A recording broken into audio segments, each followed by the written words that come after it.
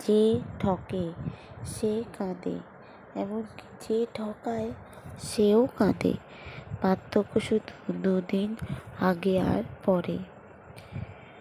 এমনিতেই বিবেকানন্দ বলেছিল, ওঠো, জাগো এবং লক্ষ্য না পৌঁছানো পর্যন্ত তুমি থেমো না, এগিয়ে যাও।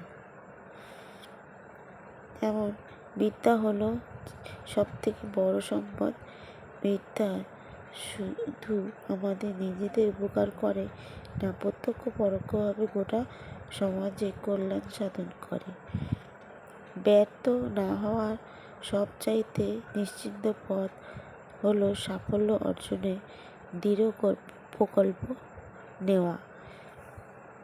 এছাড়া আমাদের কোনো উপেক্ষা নেই। মানুষের জীবনে যেই সব জিনিসগুলো সবচেয়ে প্রয়োজন সেটা হলো ধৈর্য। কারণ হলো সময়কে পাওয়ার জন্য মানুষের ধৈর্যের প্রয়োজন। কোনো কাজ করতে গেলে আমাদের ধৈর্য অবশ্যই দরকার, আর খারাপ সময় কাটিয়ে ওঠার জন্য মানুষের ধৈর্যেরও প্রয়োজন। জীবনে কোনো লক্ষ্য নেই অথচ শিক্ষা আছে, এর কোনো অর্থই নেই। গোলাপে যেমন কাঁটা আছে, যেমন একটা বিশেষ জাতের গোলাপও যেমন একটা বন্ধু, তেমন একটা বিশেষ জাতের মানুষ। আপন যখন পর হয় তখন তাকে সম্পূর্ণ ত্যাগ করা ছাড়া অন্য কোনো গতি হয় না। আগে নিজে পায়ে দাঁড়াও, তারপর জাতির কল্যাণ সাধন গ্রহণ করবে। কারণ আমি যদি না সূর্যের মতো উজ্জ্বল হতে চাই, হয়ে উঠতে পারি, তাহলে তোমাকে কেউ তোমাকে সূর্যের মতন না পড়লে, সোনার মতন খাঁটি না হলে কেউ তোমায় যোগ্য বলে মনে করবে না। যে আপনাকে স্বাধীনতা প্রস্তুত নয়, সে কখনোই স্বাধীনতা পাওয়ার যোগ্যও নয়। যেমন দাসেরা শক্তি চায় আপনাকে দাস বানিয়ে রাখার জন্য, মনের মতো কাজ পেলে অতি মূর্খ করতে পারে সেই সমস্ত কাজ। বোঝেন তো বন্ধুরা? যে সকল কাজই আমরা করি না কেন মনের মতন করে, সেটা কিন্তু হয়ে উঠতে বুদ্ধিমান কোনো কাজই ছোট হয় না, সবার কাছেই সমান। আমি বিশ্বাস করি যে কেউ কিছু পাওয়ার উপযুক্ত হলে জগতে কোনো শক্তিই নেই তাকে বঞ্চিত করতে পারে না।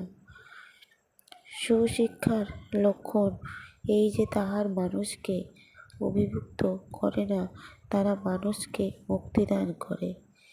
বিদ্যা সহজ, শিক্ষা কঠিন। বিদ্যা আবরণে আর শিক্ষা আচরণে।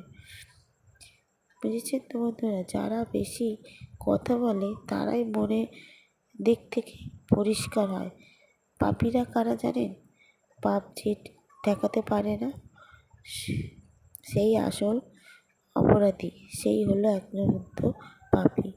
আগুনকে যে ভয় পায় না, সে আগুনে ব্যবহার করতেই পারে না। তেমন সুখী হওয়া খুব সহজ, কিন্তু অসুখী হওয়া খুব তাড়াতাড়ি সম্ভব। সহজ সরল মানুষদের সবচেয়ে বড় ভুল কোনটা জানেন? গোটা জগৎটাকে নিজের মতনভাবে সরলভাবে দেখে। এটাই হলো তাদের কাছে সবচেয়ে বড় কঠিন। সরল মানুষরা এমন কিছুই জানে যা জ্ঞানী ব্যক্তিরাও জানে না। জ্ঞানী জীবন তো সর্বদাই সরল, তবে আমরা একে সবসময় জটিল বানানোর চেষ্টা করি।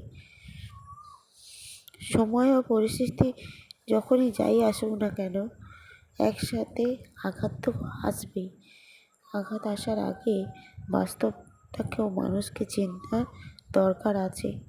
সব মানুষই ভালো রাখতে আসে না, কেউ আসে জীবন থেকে ভালো থাকাটাকেও কেড়ে নিতে। যাহাই অতিরিক্ত তাহাই বিষ। জীবনে থেকে এই অতিরিক্ত শব্দটা বাদ দিলেই জীবন সুন্দর। পৃথিবীর সবচেয়ে ভয়ঙ্কর জিনিস হলো চেনা মানুষের অচেনা রূপ। সেটাই হলো আসল। পৃথিবীতে কত রকমের মানুষ আছে, তার মধ্যে কোনটা মানুষ কোনটা অমানুষ সেটাই বোঝা কঠিন। নারী বদলায় বদলায় তার স্বভাবে, কার অভাবে বদলায়, কিন্তু নারী বদলায় নীরবে ও গোপনে। ভাগ্য তো তাদের ওই জন্যই বড়ই অদ্ভুত। কাউকে অনেক কিছু দেয়, আবার অনেক কিছু কেড়েও নেয়। জীবন কেউ যদি কখনো আপনাকে দেখে আর দরজা বন্ধ করে দেয়, মনে রাখবেন ছিটকিনি দুই দিকেই থাকে। আপনিও বাইরে থেকে বন্ধ করে দিয়ে ভেগে যান। চারদিকে যখন পূর্ণতার গন্ধ, আমার তখন সর্দিতে নাক বন্ধ। একটা বাড়ির বউ কখন প্রিয় হয়ে ওঠে জানেন? যখন সে চোখ থাকতে অন্ধ আর মুখ থাকতে বোবা। কথাটা শুনতে খারাপ লাগলেও এটাই বাস্তব। পৃথিবীতে সবচেয়ে বড় ঔষধ হলো কি জানেন? হাসি। আর বড় সম্পদ হলো বুদ্ধি। শক্তিশালী হাতিয়ার হলো ধৈর্য, এবং উত্তম শিক্ষা হলো বিশ্বাস। যৌবনের লোভ দেখিয়ে শৈশব কেড়ে নেয়, অর্থের লোভ দেখিয়ে যৌবন কেড়ে নেয়, অবশেষে মৃত্যু সব কেড়ে নেয়। তার সঙ্গে কেউ পারে? সম্পর্কে হাজারটা মানুষ থাকার চেয়েও সত্যিকার সম্পর্কে একজন মানুষ থাকাই অনেক ভালো, সেটা বন্ধু হোক কিংবা ভালোবাসা। বিশ্বাসঘাতককে গালাগালি না দিয়ে ধন্যবাদ বলুন, কারণ সে তোমাকে মানুষ চিনতে শিখিয়েছে। মৃত মানুষের অভাব বুঝি, কিন্তু জীবিত মানুষের আর্তনাদ বুঝি না। কারণ জানেন, টাকা মানুষের চরিত্রের প্রকৃত রূপ প্রকাশ। ভেদ থাকা ভালো, কিন্তু অতিরিক্ত জেদ আর অনেক গুছানো স্বপ্নকেও তার ভেঙে তছনছ করে দেয়। সময়ের কোনো ভরসা নেই, সাবধান বন্ধুরা।